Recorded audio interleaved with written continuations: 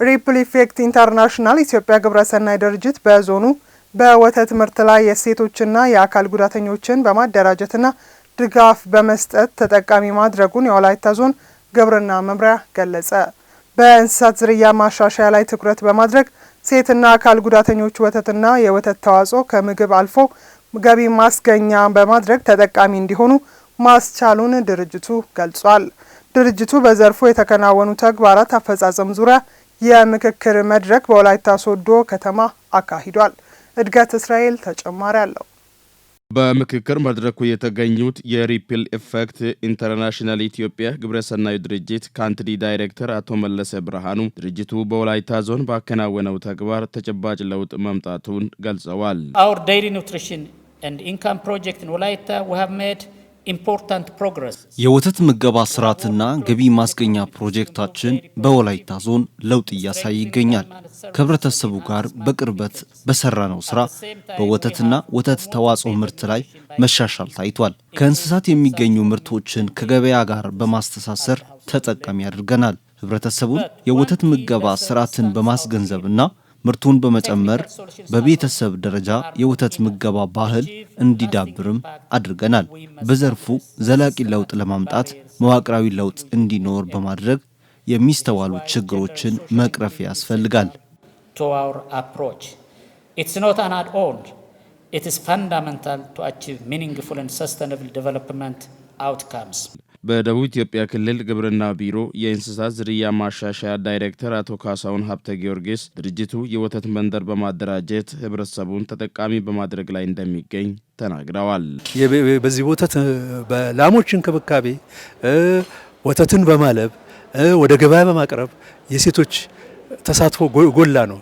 ግን ሴቶችን ኢምፓወር የማድረግ ስራ አሁን እንደዚህ አይነት ሪፕል ኢፌክት ፕሮጀክት የመሳሰሉትና ሌሎች ፕሮጀክቶችም በዚሁ መልክ በቤተሰብ ደረጃ ገብተው ሴቶችን ኢምፓወር የማድረግ እና የውሳኔ ሰጪነት ሚናቸውን የጎላ ለማድረግ እና ማህበራዊ አካታችነታቸው እንዲያድግ እየተሰራ ያለበት ነው። የወላይታ ዞን ግብርና መምሪያ ምክትል ኃላፊ አቶ ሙሉጌታ ኩታፎ በበኩላቸው መምሪያው በእንስሳት ዝርያ ማሻሻያ አቅዶ የሚሰራውን ስራ ፕሮጀክቱ እየደገፈ መሆኑን ገልጸዋል። መንግስት በሚሰራው ላይ ተጨማሪ አድርጎ ዳኒ የሚባል ዴሪ ፎር ኒውትሪሽን ኤንድ ኢንካም በሚል አንድ ፕሮጀክት የሚሰሩበት ሁኔታ ነው ያለው። ይህ ፕሮጀክት ደግሞ ምናልባት ከሁለቱ ወተት የሚሰጡ ከፍተኛ ወተት የሚሰጡ ብሪዶች አሉ።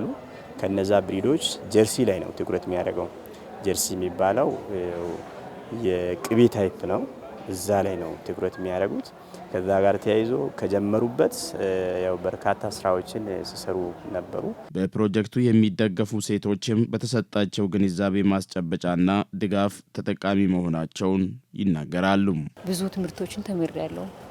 እሱም ምንድነው በመጀመሪያ ላይ ያው በፊት ትንሽ የጓሮ ነው ያለችኝ። በብዛት ለመኖም ለከብቶች መኖ እንትን የለኝም እና በፊት ከሌላ ሰው ላይ ሳር የለመንኩ እንደገና ይሄ የሙዝ ኮባ የደረቀ ምናምን አለን እሱን ያመጣው ነበር መግባቸው የነበረውና አሁን ይሄ ስልጠናና ትምህርት ከወሰድኩ በኋላ ትንሽ የዳሾ ሰጡኝ። ከዛ በሰዓቱ ራሱ ፀሐይ ነው እርጥበትም ዝናብ ያልነበረ ሰዓት ነው እና ያኔ ያችን ዳሾ ከወሰድኩ በኋላ ጓሮዬ ላይ ተከልኳት። ቀዝቃዛ ቦታ ላይ እንትን ለማለት ማድረግ ፈልጌ ማለት ነው። ያችን ካንተን ካደረኩ በኋላ እንትን አለት አባዟት ሊፍሬ ገለዳ ገሎሳፔ ሪፕል ኢፌክት ግብረሰናይ ድርጅት ወደኛ አካባቢ ከመጣ ወዲህ ተጠቅመናል። የእንስሳት መኖ ሰጥቶናል። ጀርሲ የተባለ የላም ዝርያ ሰጥቶኛል። በወተትና በቅቤም ተጠቃሚ ሆኛለሁ። የቤተሰቤም የጎረቤቶቼም ኑሮ ተሻሽሏል። ኑነካ ካለታጊ እቲ ኢሚዞ ዘርታ እታውካ ታማርሰደን ኢማይደነደሲ ፕሮጀክቱ በዋናነት ሴቶችና አካል ጉዳተኞች ወተትና የወተት ተዋጽኦን ከምግብነት አልፎ ገቢ ማስገኛ እንዲሆን በማድረግ ተጠቃሚ እንዲሆኑ እየሰራ ይገኛል ያሉት በሪፕል ኢፌክት ኢንተርናሽናል ኢትዮጵያ ግብረሰናይ ድርጅት የወላይታ ፕሮጀክት ማኔጀር አቶ ታሪኩ ቤቴ ናቸው። ዴሪ ፎር ኒውትሪሽን ኤንድ ኢንካም የሚል ፕሮጀክት የ4 ዓመት ፕሮጀክት ነው። በአጠቃላይ 5940 ቤተሰቦችን ወይም ደግሞ ቀጥተኛና ቀጥተኛ ያልሆኑ ተጠቃሚዎችን ስንደምር አጠቃላይ ወደ 165,000 ስለዚህ እናቶችን፣ ወጣቶችን፣ አካል ጉዳተኞችን በማሳተፍ በዘላቂነት የአርሶ አደሩን ህይወት መቀየር የሚያስችሉ ዘርፈ ብዙ ጥቅም ያላቸውን ፕሮጀክቶች እየተገበርን ያለን። በዋናነት የምንሰራው ዝርያ ማሻሻል ላይ ነው። እንደሚታወቀው በጣም በእኛም አካባቢ በጣም በርካታ ቁጥር ያላቸው ላሞች ይኖራሉ፣ ግን ከምርታማነት አንጻር ስንመዝናቸው ምርታቸው በጣም ዝቅ ያለ ነው። ስለዚህ ይህን ምርት በጥፍ ሊያሳድግ የሚችል የዝርያ ማሻሻያ ፕሮግራም ነው እያካሄድን ያለ ነው።